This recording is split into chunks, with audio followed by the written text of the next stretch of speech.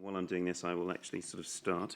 One of the most interesting things, I guess, about sort of preparing for the shareholder day is seeing all the shareholders come in and sort of interested in the portfolio and, of course, the investments that they've made.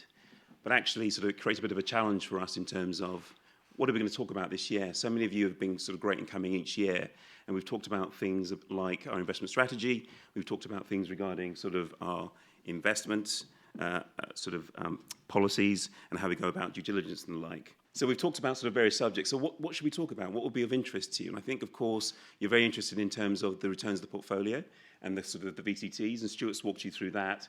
But actually, in terms of the challenge for this year, we were helped out by your sort of responses in terms of your feedback forms. And what came across very clearly was that you wanted to talk more about the portfolio, how the portfolio was constructed, and the portfolio companies within it.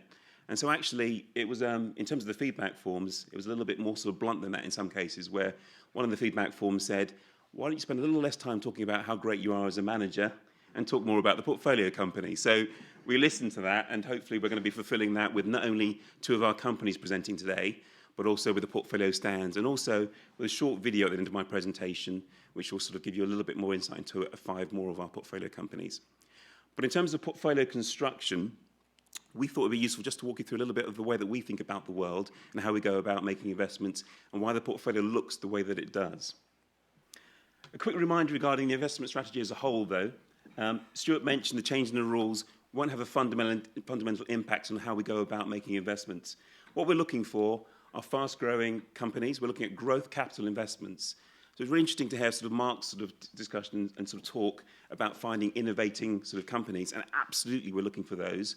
But what we're not looking for are startups. I think it's incredibly difficult to sort of separate the wheat from the chaff in terms of new companies, new technologies. And what we try to do is to find companies just on the cusp of actually sort of having made it, having proven their products and services.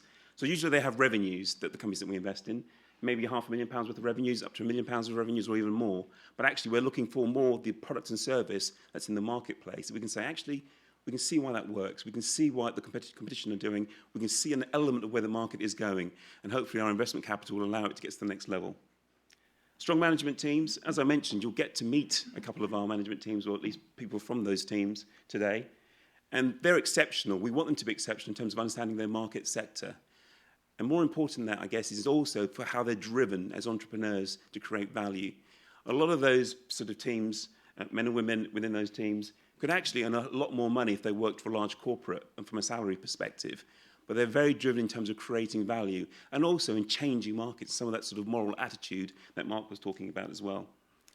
In terms of investment sweet spot, we invest between £1.5 to £5 million in the first round. We're very happy to do multiple rounds. You look at across our portfolio, we like to back the companies which are proving that they can deliver value and provide further funding rounds, 2, 3, 4 funding rounds in some cases. And of course, we're looking to enter into the company in terms of investing at the right price. It's incredibly important as we go through cycles to understand where you are in terms of where the intrinsic value within the company is, and not to get carried away in terms of entry pricing. Because if you buy wrong, it's very difficult to ever turn that around in terms of investment value. In terms of a realization sort of period, markets are changing very rapidly. We sit down with our portfolio companies and work out a strategy and plan in terms of what we're hoping to achieve in terms of achieving value. That plan will undoubtedly change in terms of the timing. Bigger sort of factors regarding the market itself might have an impact, or sort of minor details which will change the strategy of a business moving forward. But I think it's really important that we align our interests in terms of what we're trying to achieve. So we spend a lot of time in due diligence working out exactly what our companies are proposing to do. And in terms of the final point, the significant experience in key high growth sectors, we think that's incredibly important. That sort of the VCTs are well into their second decade, but Beringer as a house has been investing in media, which then became digital media and technology over the last 30 years. And it's bringing that expertise and knowledge to bear in terms of the investments that we're making today across any sector. But in terms of the portfolio, how do we make sure we're a generous VCT, that we've got a nice balance in terms of potential returns regarding sort of our investments? We think that's important because if you think about some of the natural cycles which affect lots of different elements, so if you think about economies, if you think about sectors, if you think about consumer sort of sentiment, all of these things go through natural cycles. Sometimes they're very positive, sometimes they're negative, sometimes they're flat, and they'll have an impact on the companies within our portfolio. So how do we manage that? How do we make sure that we have a good balance? to give us a good risk and return balance. And we sort of think of that as being a secondary element of our strategy is diversification. How do we manage that diversification? And how do we look at diversification? So we look at it in the ways of actually stage. So if you look across our portfolio, you'll see a nice mixture of companies, some of which have tens, in some cases hundreds of millions of pounds worth of revenue, some of which have been around for decades, some of which have actually sort of started a couple of years ago and actually are going through fast-growing markets. And we look at those and sort of try and find an interesting balance where we say, okay, there's more established companies, they have a pathway in a market which we sort of fully understand, and we can see the growth prospects there. And some of the smaller ones, which actually might be sort of more fast-growing and even have a higher upside, we try and balance it in the portfolio to give you a strong return across the piece. In terms of sector, we're a generalist VCT again, so actually we can invest in most sectors. There are a few sort of minor exceptions, but if we see something interesting and we believe that the management team and the industry sector dynamics allow for some value creation, we can invest in it. And we try and use that as a way of balancing the portfolio again in terms of returns, because there might be some impact factors in the marketplace which will have an impact on one sector, but perhaps not so much in the others. So even if you think about things like the change in the oil price, that will have a direct impact in terms of industries which serve the oil industry, as an example, and it will also have an impact in terms of companies which manufacture using oil. But there'll be other sectors which, will be influenced it, but it won't be a uniform influence. They'll have less of an impact, and therefore, if you've got that balance in the portfolio, you can ride those waves. And geographic exposure, again, economies sort of grow and change at different rates. We've all heard about China and its slowdown, but it's still significantly higher than most economies in the West. And therefore, we look at that as being an opportunity whereby we can have our companies focused on different markets. Some of them, very many of them will have international sales, and some of them will have international operations. Again, access to different opportunities and markets which provide a defense element in terms of downside, but also an opportunity. Now, you could look at diversification in a slightly different way and say, actually, what you're really doing is just putting down lots of chips in lots of different places. Why should we pay you for doing that, Mr. Berengier? Actually, an element of what we think we bring in terms of value is that heritage. So we've been doing it for over 30 years now as a firm, and the fund's been around into the second decades. You have a huge amount of experience in terms of the management team, and actually that experience of moving from analog to digital media and technology is now uniform across all industries in one form or another. Every industry that you think about, and Mark touched upon many of them, have been influenced by technology and the delivery mechanisms around those elements, their production, the way that they find customers in the internet, using Facebook, Twitter, etc. All of these things have had a fundamental impact. And we believe that the expertise that we have, having gone through all of that experience, can now influence us in terms of making good investment decisions across any sector. Now, of course, those sectors you need to have to understand in detail the drivers and factors which influence them. But on top of that, we think the media and technology expertise gives us an extra advantage. And that helps us in terms of winning deals, because lots of those companies are very interested in our expertise, but also in terms of making good investment decisions. Where's the reality of that sort of strategy, though? If we look back to sort of the beginning of 2014, and this comes to Stuart's point about how we've been extending the amount of money that we're putting out in terms of investments, we've invested just over £50 million during that period. And before we finish off the year in 2016, that should be well over £60 million.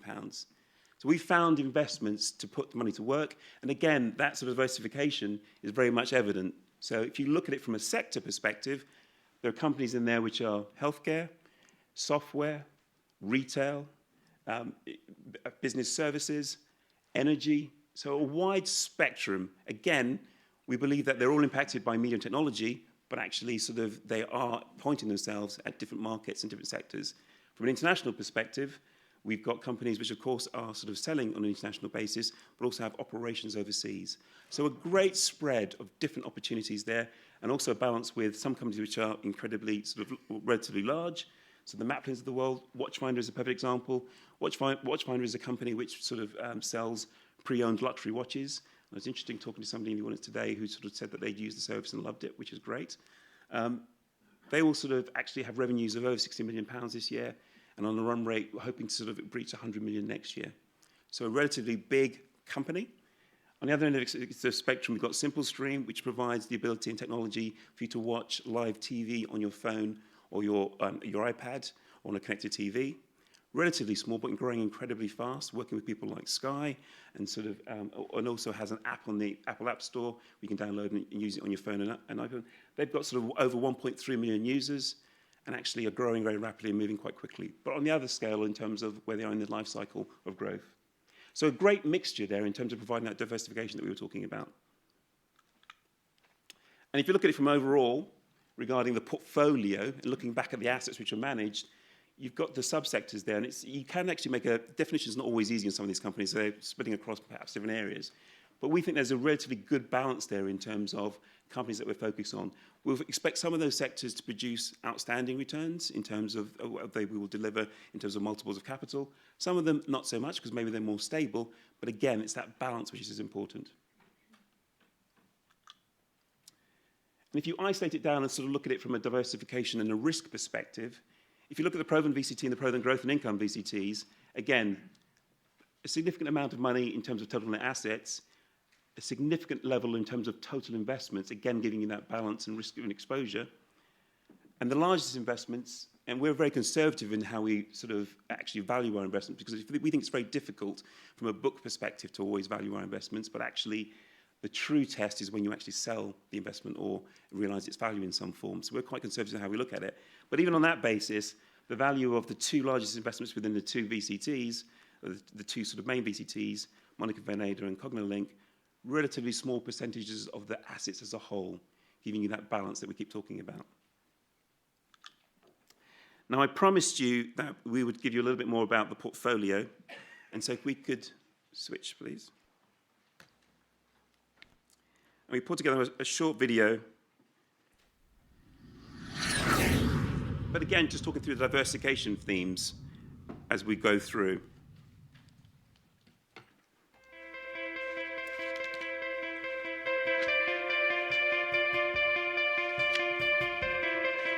So Monica Veneda, our high-end fashion and jewelry brand. Now it sort of sells it designs its products and sells its products through online, but also through physical retail outlets. And from a diversification perspective, they've been great in becoming a very international business. So not only offer shops within the UK, but also they've opened their second store in Hong Kong, opened a store in Vancouver, thank you very much, and are just about to launch in the US.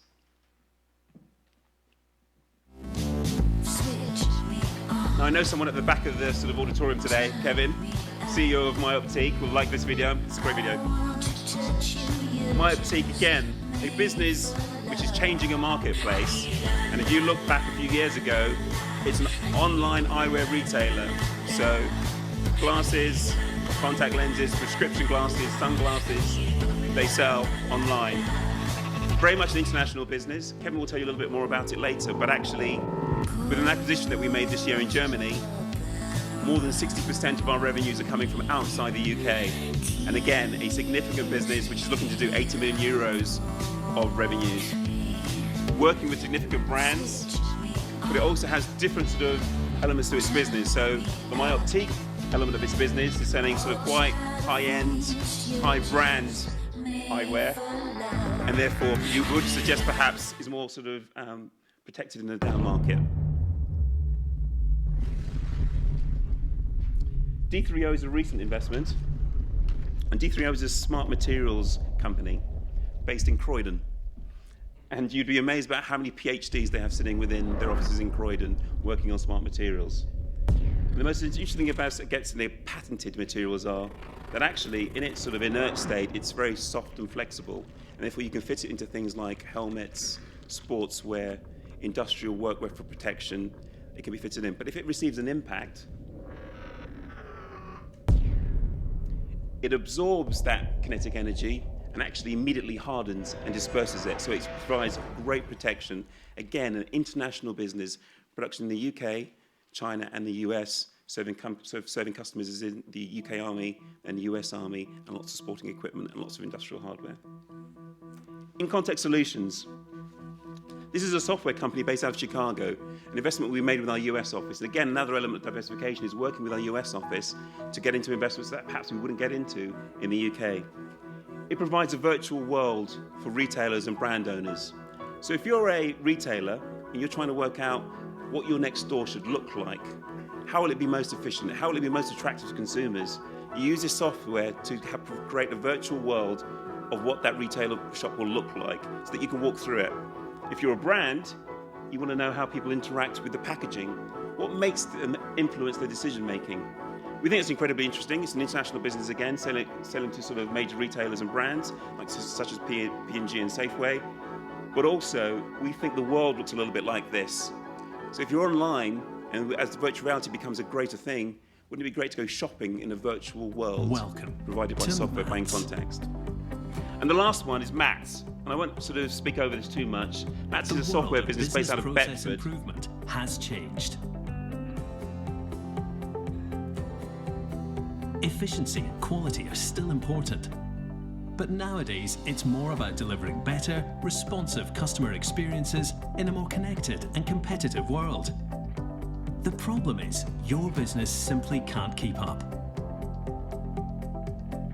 Your current methods are too slow, and the IT queue just seems to be getting longer and longer. In your ideal world, you would start projects sooner, build apps without programming, deliver more improvements with less dependency on scarce resources. You'd test improvements and innovations on the fly. A relatively small customer company based out of Bedford, but applying itself to a huge billion-dollar market. So that you can build what your business users and growing incredibly want rapidly, faster. Providing that extra sort of sparkle in terms of that risk apps and reward return that we talked about in terms of diversification. Instead of months.